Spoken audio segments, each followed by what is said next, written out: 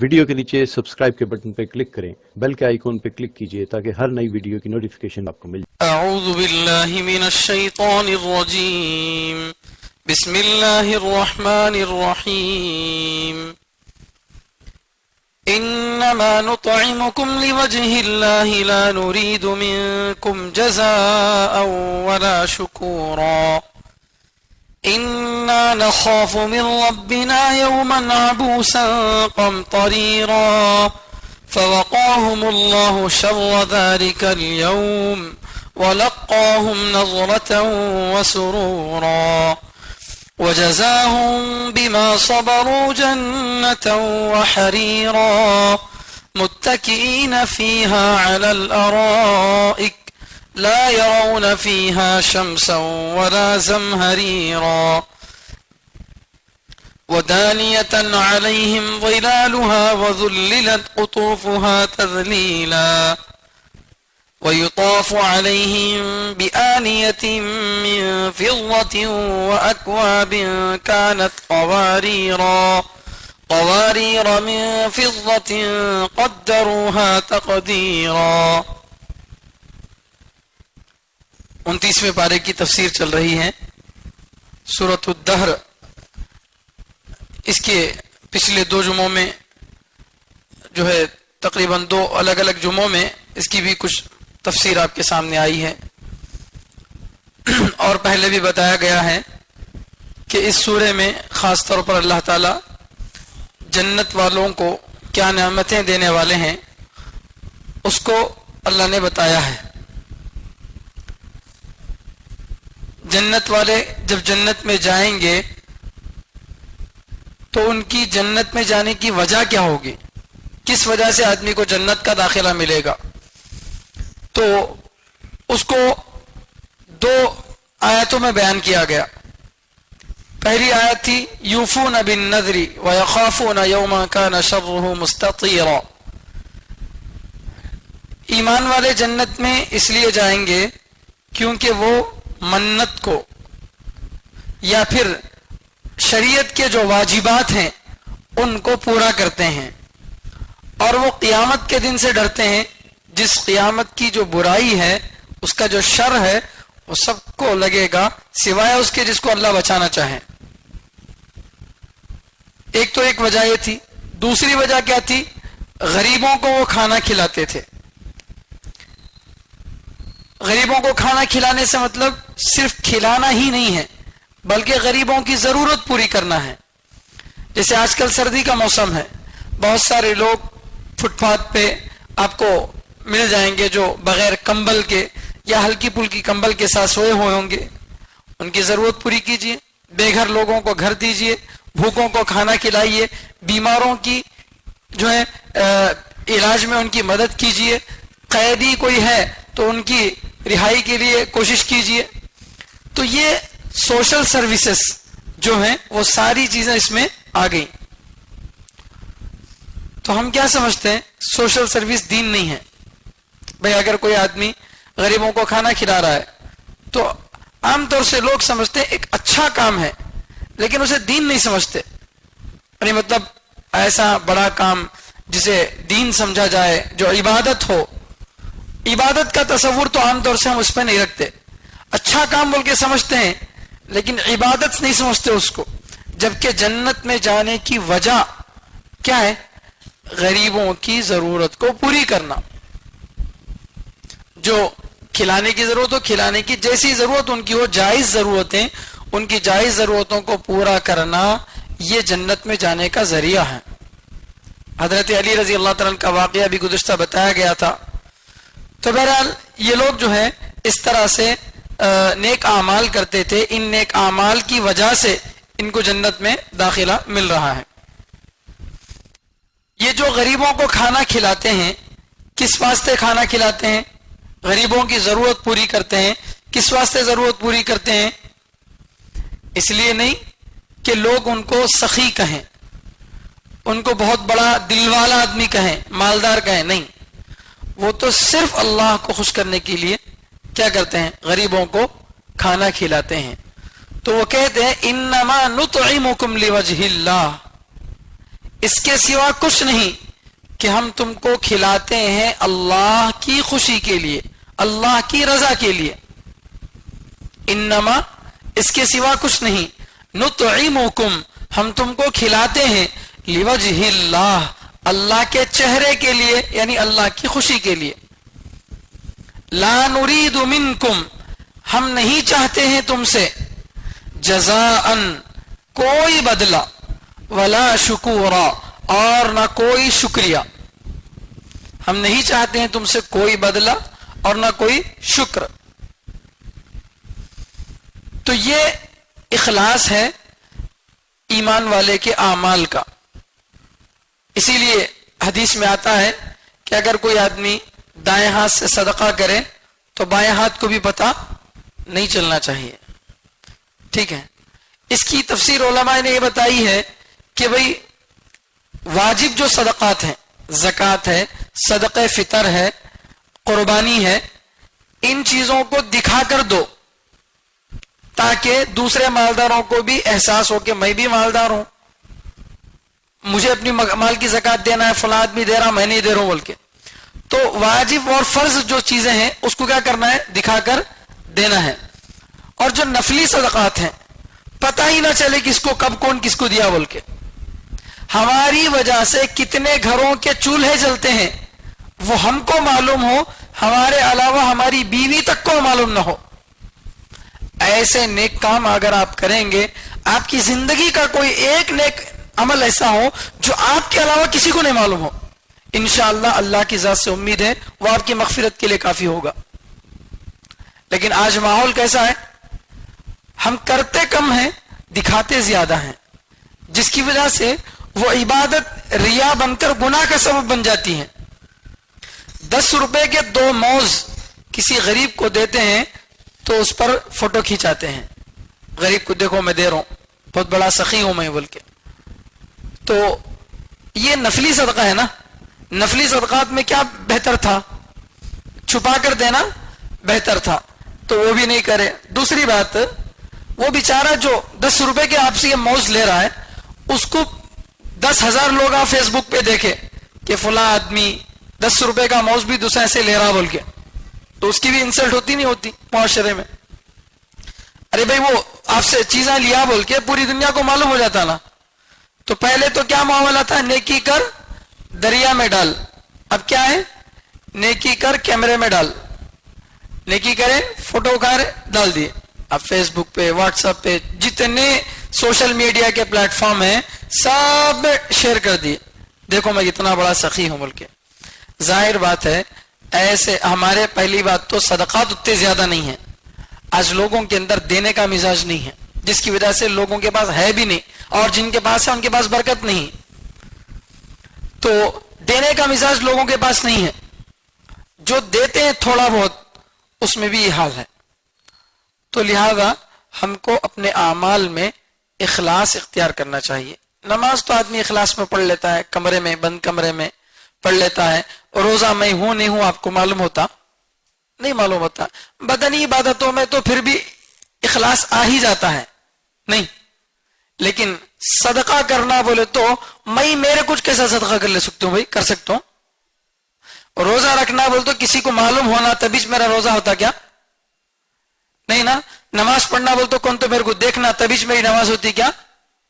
حج کو جانا بول تو میں حاجی صاحب بول کو دعوت کر کو پھولا پہن کو جانا ضروری ہے، نہیں تو حج نہیں ہوتا، ہو جاتا. تو ان کاموں میں دوسروں کو بتانے کی ضرورت نہیں ہے. اس میں اخلاص ایک حد تک آ ہی جاتا ہے. بہت سارے لوگوں کو معلوم نہیں بھی ہوتا، کسی کو ہو گیا. لیکن مالی جو صدقات ہیں، مال کی ذریعے جو عبادت کی جاتی ہے، اس میں دوسرے آدمی کا دخل ضرور ہوتا ہے. ہوتا نہیں ہوتا؟ بھئی ہم صدقہ کرنا بول تو غریب کو دینا نہ لکھ جا کو ہاتھ میں، تو اسے معلوم ہو جاتا فلاں آدمی دیا بول کے. تو اس لیے بعض اللہ کے نیک بندے ایسے ہوتے ہیں جو صدقہ کرتے ہیں اور اس کو ایسا اس تک پہنچاتے ہیں کہ اسے پتا بھی نہیں چلتا کہ اس نے دیا ہے بول کے، تاکہ اسے شرمندگی محسوس نہ ہو. یہ ہے اعلیٰ درجے کا اخلاص. سمجھ رہے ہیں؟ تو ان چیزوں میں جب ہم اخلاص پیدا کریں گے انشاءاللہ ہمارا 1 روپیہ بھی 100 روپے کے برابر ہوگا. اور اگر ہم دیں گے دکھلاوے کے لیے تاکہ لوگ مجھے مالدار سمجھیں، تو یہ پہلی بات تو ریا ہونے کی وجہ سے قبول نہیں ہے، الٹا اس پر عذاب بھی ہوگا۔ اللہ فرمائیں گے اسے خوش کرنے کے لیے دیا تھا نا، جا اس کے پاس سے بدلہ لے جا۔ تو اس لیے ہم کو اپنے اعمال کے اندر اخلاص کو ملحوظ رکھنا چاہیے۔ تو جنت والے کہتے ہیں کہ ہم جو غریبوں کو کھانا کھلاتے ہیں وہ کس لیے کھلاتے ہیں؟ لوجہ اللہ، اللہ کے لیے کھلاتے ہیں۔ غریبوں میں مسلمان ہی نہیں ہے، غیر مسلم بھی داخل ہیں، جیسے کہ اسیر بول کے اس سے پہلے آیا، اسیر کے معنی قیدی۔ قیدی عام طور سے کون ہوتے تھے؟ غیر مسلم ہی ہوتے تھے اس زمانے میں۔ ارے بھائی قید کب ہوتا تھا آدمی؟ جنگ ہوتی، جنگ ہونے کے ذریعے سے دشمن بھاگ جاتے ہار کے، تو کچھ لوگ پکڑے جاتے، ان کو پکڑ کے لاتے۔ تو اب کیا مسلمانوں سے جنگ ہو کے قیدی ہوئے ہیں کیا؟ نہیں، وہ تو قیدی عام طور سے کیا ہی ہوتے تھے؟ غیر مسلم ہوتے تھے۔ اور بعض مرتبہ قیدی تو بیچارہ مظلوم ہو سکتا تھا، لیکن بعض مرتبہ کسی کا مرڈر کرنے والا ہے، ظالم ہے، پھر بھی اگر اس کو ضرورت ہو کھانے پینے کی، اسے کھلانا بھی ثواب کا کام ہے۔ ایک غیر مسلم کو کھانا کھلانا بھی ثواب کا کام ہے۔ یہ قرآن ہے ہمارا، یہ ہمارا دین ہے۔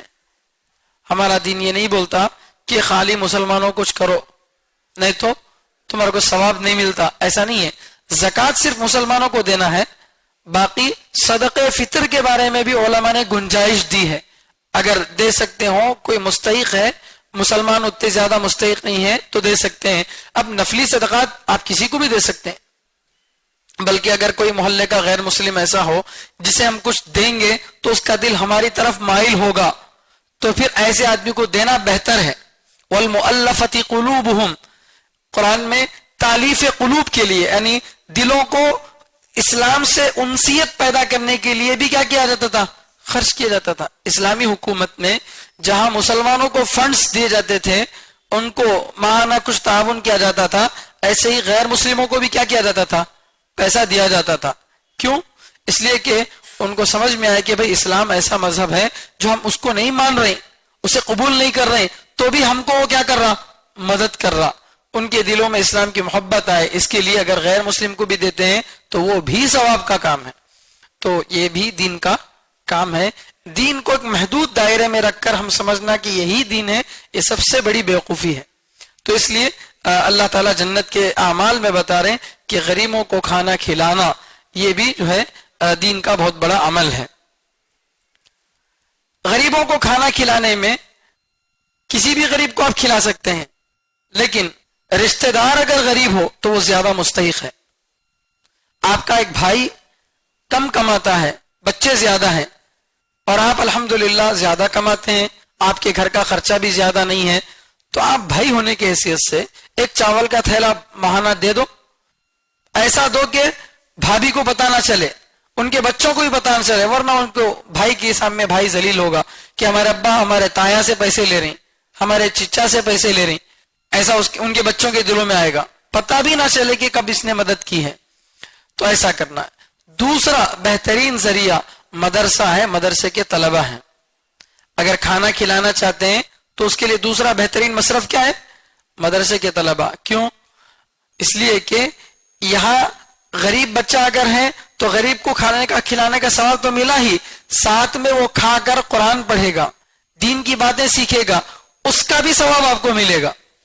تو عام غریب کو دینے میں ایک ثواب ہے، اور مدرسے میں اگر کوئی غریب بچہ ہے اسے آپ کھلانے کے لیے پیسہ دے رہے ہیں تو اس میں دوہرا ثواب ہے۔ اور رشتہ دار کو دینے سے بھی زیادہ، اگر رشتہ داروں میں زیادہ مستحق نہیں ہے تو پھر مدرسے کو دینا زیادہ ثواب کا کام ہے۔ تو ایک زمانہ وہ تھا جب حکومتیں مدرسوں کی کفالت کرتی تھیں۔ ایک بادشاہ اپنی ذمہ داری میں پورے مدرسے کا نظام چلاتا تھا، بہترین عالیشان مدرسے چلتے تھے، نہ بچوں سے فیس لی جاتی تھی، نہ کوئی کسی پر بوجھ ہوتا تھا، بہترین تنخواہوں کے ساتھ مدرسے چلتے تھے، نظام سرکار کے دور تک بھی۔ بعد میں جب حالات آئے ہندوستان میں تو اب یہ مدرسے کیا ہو گئے؟ عوام کی چندوں پر، عوام کے زکوٰۃ اور صدقات پر منحصر ہو گئے، اور بہت سارے لوگ ایسے ہیں جو مدرسوں کی طرف دینے کی ان کو ترغیب نہیں ہوتی۔ سمجھ رہے ہیں؟ بعض جگہوں پہ خرچ کرنا ثواب سمجھتے ہیں اور مدرسے پر خرچ کرنا ثواب نہیں سمجھتے، جبکہ یہ بھی ثواب کا کام ہے، بلکہ یہ اس سے زیادہ ثواب کا کام ہے۔ تو اس لیے جو ہے فرماتے ہیں کہ ہم تم کو اللہ کی رضامندی کے لیے کھلاتے ہیں, ہم تم سے کوئی بدلہ نہیں چاہتے. ہمیں آج آپ کو کھلا دیے یہ سوچ کر کے کل تمہیں میرے کو پلٹا کے کھلیں گے بول کے, تو پھر تو یہ بدلے کی نیت سے کھلائے, اس میں اخلاص نہیں ہے زیادہ. ہاں یہ الگ بات ہے, آپ کو اگر کوئی کھانا کھلاتا ہے, آپ کو اللہ نے طاقت دی ہے, تو اندر سے جزاک اللہ بولنے کے بجائے تمہیں بھی کھلاؤ اس کو.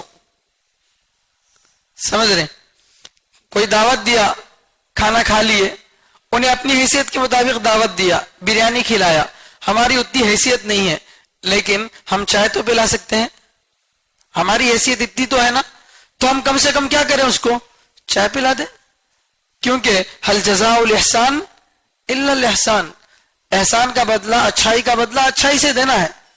تو یہ لینے والے کی ذمہ داری ہے کہ اس کا شکر ادا کرے. دو چیزیں الگ الگ ہے, سمجھ میں آ رہی بات.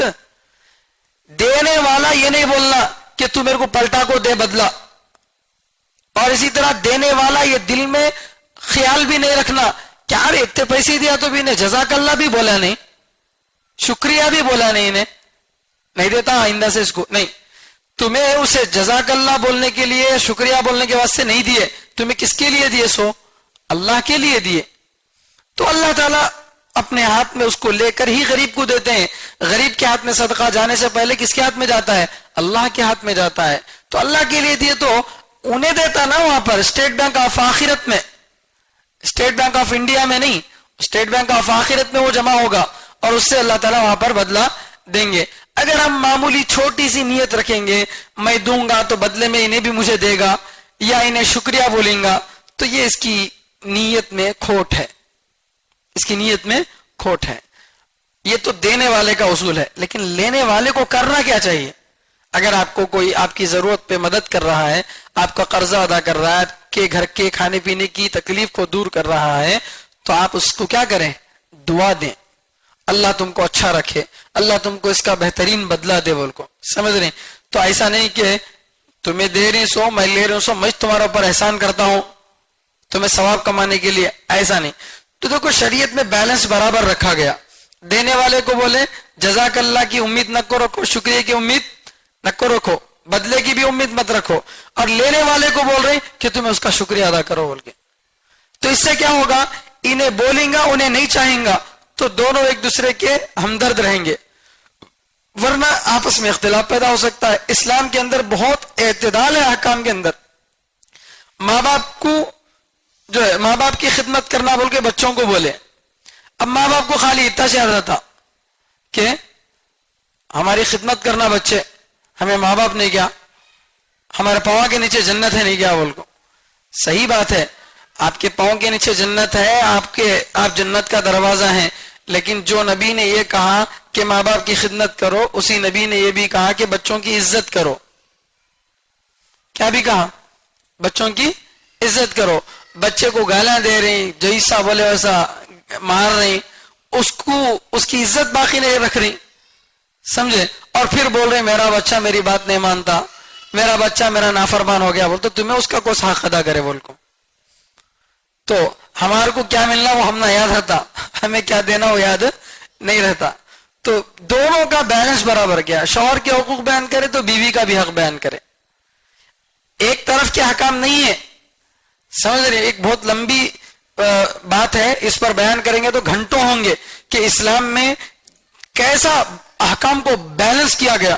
قاضی کو بولے اپنے ماتحت کے لوگوں سے محبت کرو, بادشاہ کو بولے اپنے رعایا سے محبت کرو, اس کو بولے کہ اپنے بادشاہ کی بات مانو. تو ہر ایک کو ایسا حکم دیا گیا کہ جس سے دونوں کی محبت برقرار رہے, دونوں کے درمیان اعتدال رہے. تو شکریہ اور جزا بدلہ نہیں چاہتے ہیں, انہوں چاہنا نہیں چاہیے ان کو, لیکن ان کو کیا کرنا چاہیے, اگر اپنے پاس استطاعت ہے تو دینا چاہیے. ایک لڑکی اللہ کے نبی صلی اللہ علیہ وسلم کو لا کے ککڑی دی. کیا دی, کنکڑی. اللہ کے نبی صلی اللہ علیہ وسلم کو ککڑی پسند تھی, اس لیے کہ وہ ٹھنڈی چیز ہے. کھجور کھانے والوں کو, اونٹ کا گوشت کھانے والوں کو ٹھنڈک کھانا چاہیے تاکہ بیلنس برابر رہے. آپ صلی اللہ علیہ وسلم تربوز اور کھجور کو ملا کے کھاتے تھے. اس کی گرمی اس کی ٹھنڈک کو مار دے گی, اس کی ٹھنڈک اس کی گرمی کو مار دے گی بول کے. اعتدال والی غذائیں کھانا, ٹھیک ہے. فی الحال تو ککڑی لا کے دی تو اللہ کے نبی صلی اللہ علیہ وسلم خوش ہوئے اور اس بچی کو بدلے میں سننے کا ہار دیا. ککڑی کی قیمت کتنی تھی؟ اچھی والی بولتے 10 روپے. ان 10 روپے کی ککڑی لا کے دی تو اللہ کے نبی صلی اللہ علیہ وسلم کتنا نہیں بولتے بھی 10,000 20,000 کا ہار رہیں گا نا. تو یہ خالی جزاک اللہ بول کے نہیں بیٹھنا. اگر اللہ نے آپ کو طاقت دی ہے تو ضرور بر وقت کیا کرنا, اس کو بھی کچھ تحفہ دے دینا. نہیں اگر آپ کے پاس فی الوقت نہیں ہے بعد میں دو, یا کم سے کم اس کو اچھی دعا دو تاکہ اللہ تعالیٰ اس کو جو ہے اس کے دل کو بھی اطمینان ہو. انسان ہونے کے ناطے انسان چاہتا ہے کہ میرے اچھے کام کا کچھ بدلہ مجھے ملے بول کے. تو ہم تم سے کوئی بدلہ نہیں چاہتے اور نہ کوئی شکر چاہتے ہیں. تو یہاں پر شکور کہا گیا. شکور کے معنی شکر کرنا. ایک ہے شکور, شین پر زبر کے ساتھ. شکور اللہ کا نام ہے. شکور اللہ کا نام ہے. جیسے نام رکھتے ہیں نا عبد الشکور. کیا نام رکھتے ہیں؟ عبد الشکور. ہمارے لوگ اس کو کیا بولتے ہیں؟ عبد الشکور. شکر بھائی. وہ شکور بھائی نہیں وہ, بلکہ شکور. شکور بہت زیادہ قدردان, بہت زیادہ قدردان. عبد الشکور. ایسا غفور جیسے آتا نا, یہاں پر بھی غین پہ زبر, وہاں شین پر زبر. غفور بول کے کوئی نہیں بولتے نا, تو ویسا غفور کی طرح شکور, عبد الشکور. یہ یہاں پر کیا ہے؟ شکور, شین پر پیش ہے. یہ مصدر ہے, اس کا معنی شکر کرنا. تو ہم تم سے کوئی بدلہ نہیں چاہتے اور نہ کوئی شکر چاہتے ہیں. انا نخاف من ربنا یوما عبوسا قمطریرا. یقیناً ہم ڈرتے ہیں ہمارے رب کی جانب سے ایسے دن سے, ہم اپنے رب کی جانب سے ایسے دن کا خوف رکھتے ہیں جو انتہائی جو ہے سخت اور بہت زیادہ شدید ہوگا. انتہائی سخت دن سے ہم کیا کرتے ہیں؟ ڈرتے ہیں. یعنی یہ جو ہم اللہ کے لیے کھلا رہے ہیں, کوئی بدلہ وغیرہ نہیں چاہ رہے ہیں. کیوں ایسا کر رہے ہیں؟ اس لیے کہ قیامت کا دن آنے والا ہے. قیامت کے دن اللہ تعالیٰ جو ہے ہر انسان کو اس کے اعمال کا بدلہ دیں گے. اچھے کام کا بھی بدلہ دیں گے, برے کام کا بھی بدلہ دیں گے. تو وہاں اگر آدمی نیک کام کرے لیکن دکھلاوے کے لیے کرے تو اس کے نیک اعمال کا کوئی فائدہ نہیں ہوگا. اس لیے کیا کہا جا رہا کہ ہم اللہ کے لیے اس لیے کھلاتے ہیں تاکہ ہم کو قیامت کی جو سختی ہے, قیامت کے دن کی جو ہولناکی ہے, اس سے حفاظت ہو جائے. تو ہم قیامت کے دن سے ڈر کر اللہ کی رضا کے لیے خرچ کرتے ہیں. تو معلوم یہ ہوا کہ آخرت سے ڈر کر, جہنم سے ڈر کر کوئی کام کرنا یہ اخلاص کے خلاف نہیں ہے. ایسا نہیں بولنا کیا جی جنت کے جہنم کے ڈر سے کرتی کیا جی, اللہ کا ڈر رکھو.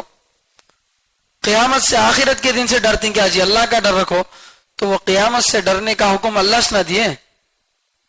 اللہ خود بول رہے ہیں کہ وہ ایسا خطرناک دن ہے جس کی برائی پھیلی ہوئی ہے, تو لہذا وہ ڈرنے کے قابل دل ہے. تو اس سے اگر کوئی ڈرتا ہے تو وہ اخلاص کے خلاف نہیں ہے. آخرت سے ڈرنا, جہنم سے ڈرنا, جنت کی امید میں نیک عمل کرنا, یہ اخلاص کے خلاف نہیں ہے, یہ بھی اخلاص ہی کا ایک حصہ ہے. تو اللہ تعالیٰ کیا کریں گے ان کو جو اپنے احکام کو پورے کرتے ہیں, اللہ تعالیٰ کے احکام کو پورے کرتے ہیں, غریبوں کی ضرورت کو پوری کرتے ہیں. تو ایسے لوگوں کو اللہ کیا کرتے ہیں؟ فَوَقَاهُمُ اللَّهُ شَرَّ ذَلِكَ الْيَوْمِ. تو اللہ ان کو بچائے گا اس دن کی برائی سے. اللہ ان کو بچائے گا. فَوَقَاهُمُ اللَّهُ, اللہ ان کو بچائے گا اس دن کی برائی سے. وَلَقَّاهُمْ, اور ان کو عطا کرے گا, ان کو دے گا, نظرتن, تازگی, وسرورا, اور خوشی. اور ان کو اللہ تعالیٰ عطا کرے گا تازگی اور خوشی.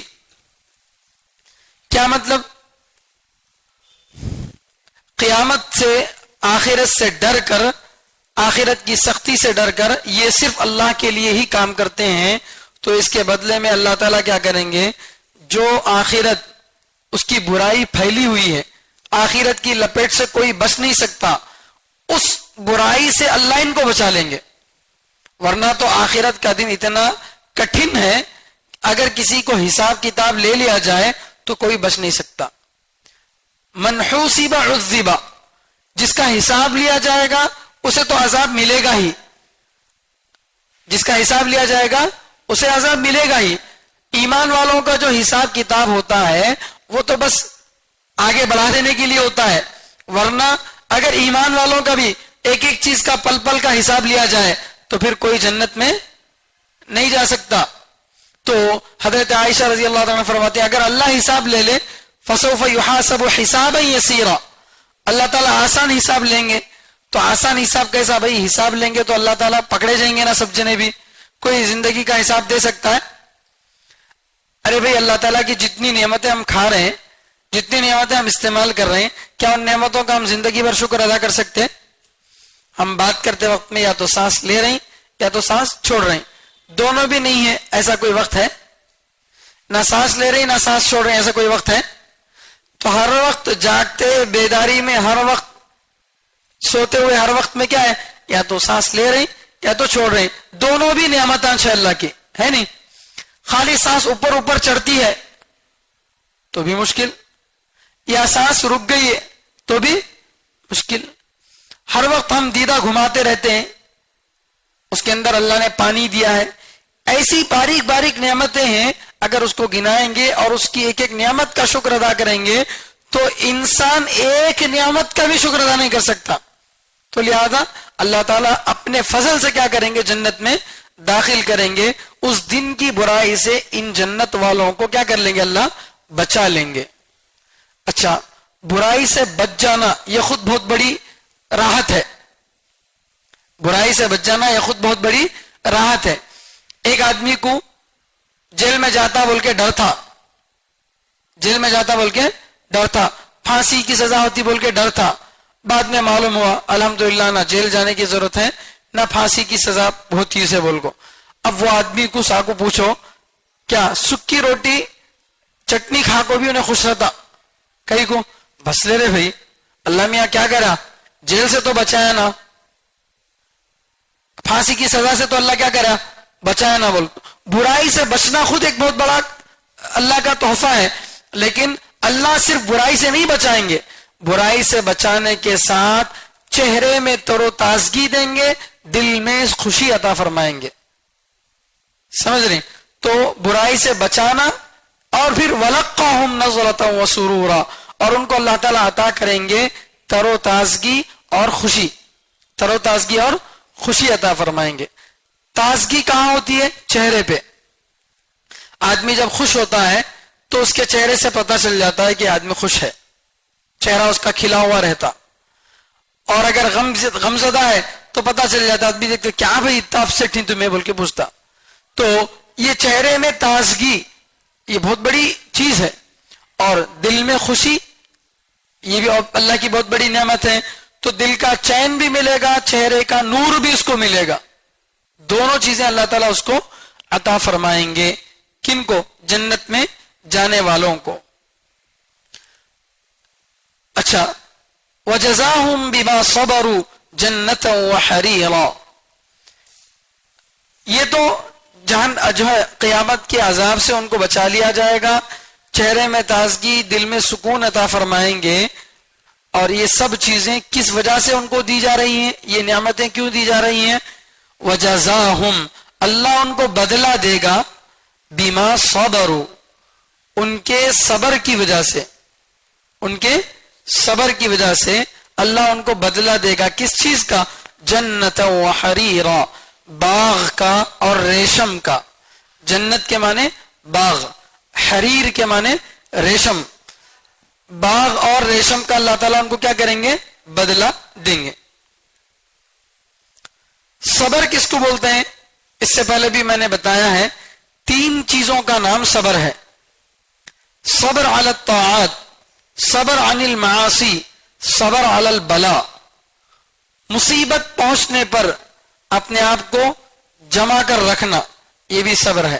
ہمیں عام طور سے صبر اسی کو بولتے ہیں. کسی کے گھر میں انتقال ہو گیا، انتقال ہو جانے کے بعد بھی اللہ سے کوئی شکایت نہیں کر رہا، کوئی اللہ کی مرضی کے خلاف نہیں بول رہا ہے، تو یہ کیا ہے؟ صبر ہے. کیونکہ مصیبت پہنچی پھر بھی اپنے آپ کو کیا کر لیا؟ تھام لیا. رونا اس میں داخل نہیں ہے، رو سکتا مصیبت پہنچنے پر، لیکن شکایت نہیں کرنا اللہ کے خلاف، اللہ کو مجھ ملا تھا کیا، میرا بچہ ملا تھا کیا بول کے. یہ ایک صبر ہے. دوسرا صبر ہے صبر عن المعاصی، گناہوں سے بچنا، گناہوں سے بچنا، یہ بھی صبر ہے. اور تیسرا صبر ہے صبر علی الطاعات، نیکیوں پر اپنے آپ کو جمانا، نیکیوں پر اپنے آپ کو جمانا. تو نیکیوں پر جمنا، گناہوں سے رکنا، بلاؤں پر اپنے آپ کو ثابت قدم رکھنا، ان تین چیزوں کو کیا بولتے ہیں؟ صبر بولتے ہیں. تو اللہ فرماتے ہیں ان کے صبر کی وجہ سے، بما صبروا، ان کے صبر کی وجہ سے، ما مصدریہ، ان کے صبر کی وجہ سے اللہ تعالیٰ ان کو بدلہ دیں گے. کس کا؟ جنتن، باغ کا، وحریرا، اور ریشم کا. آج بھی اتنے ترقی یافتہ دور میں انسان اگر ذہنی طور پر سکون حاصل کرنا چاہتا ہے تو کہاں جاتا؟ پارک کو جاتا نہیں.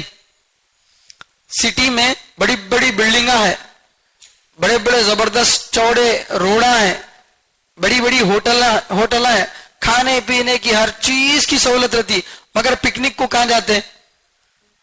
پارک کو، نہیں تو کسی کھیت کو، کہیں باغیچے کو جاتے نہیں جاتے.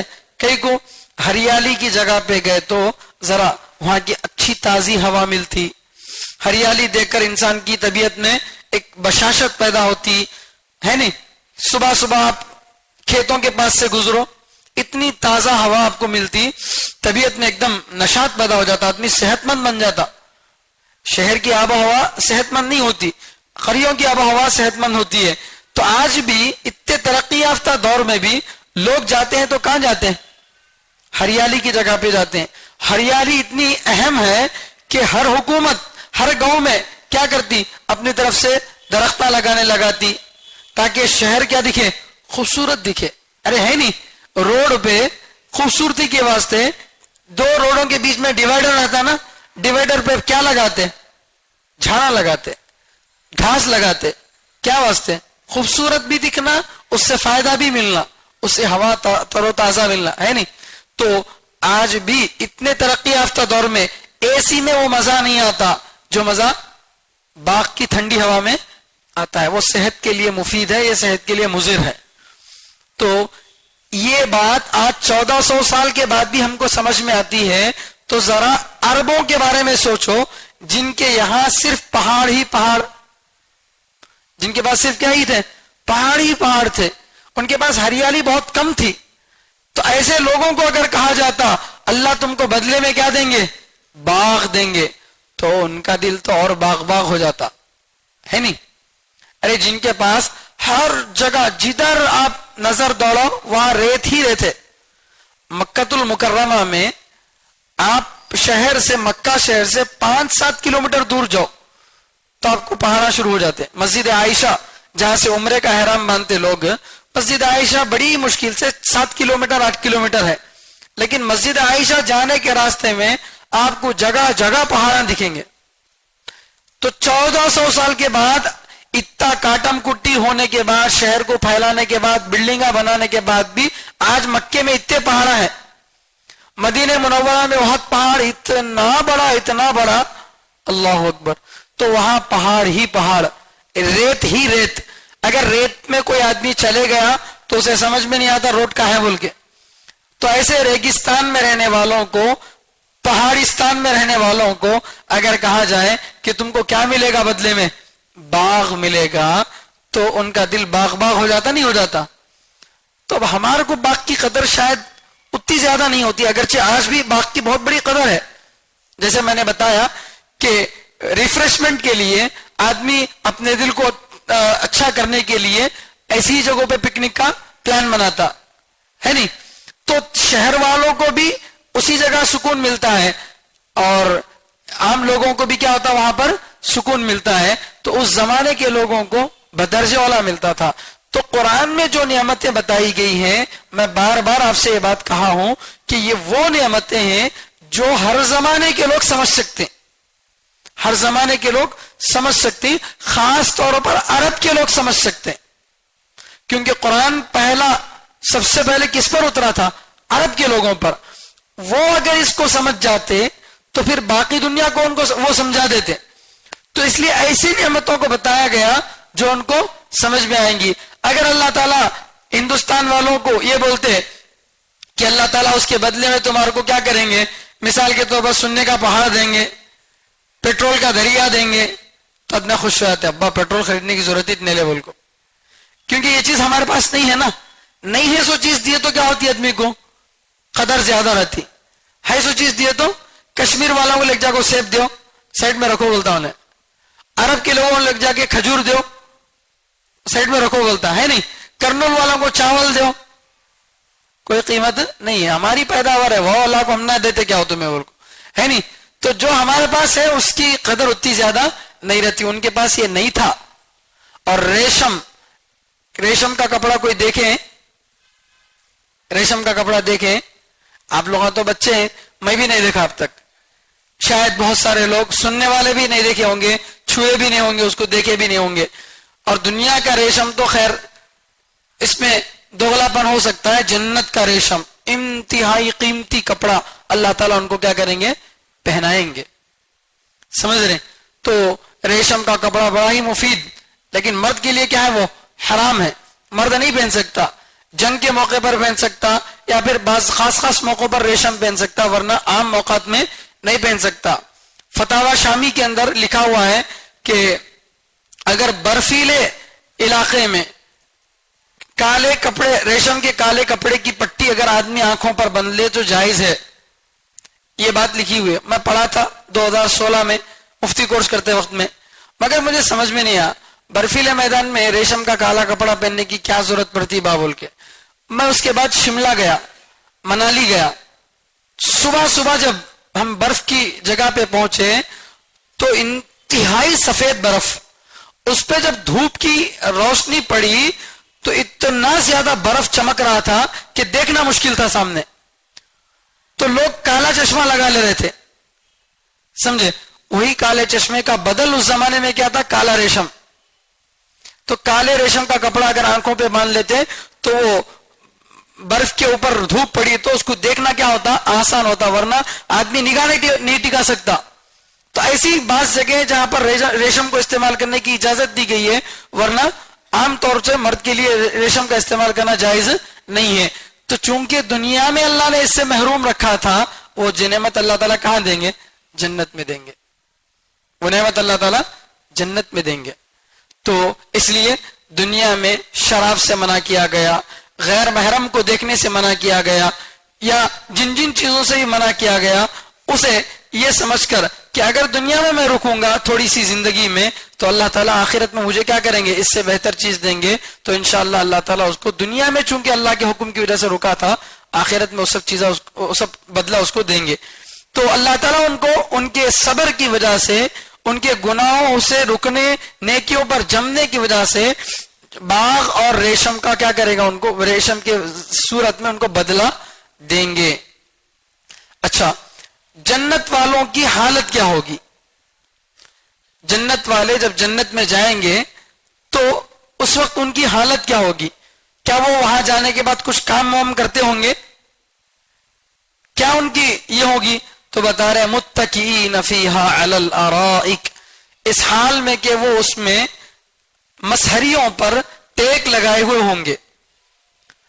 مسہریوں پر جو آرام کے جو تکیے رہتے ہیں نا, ان پر کیا کرتے ہیں, ٹیک لگائے ہوئے ہوں گے.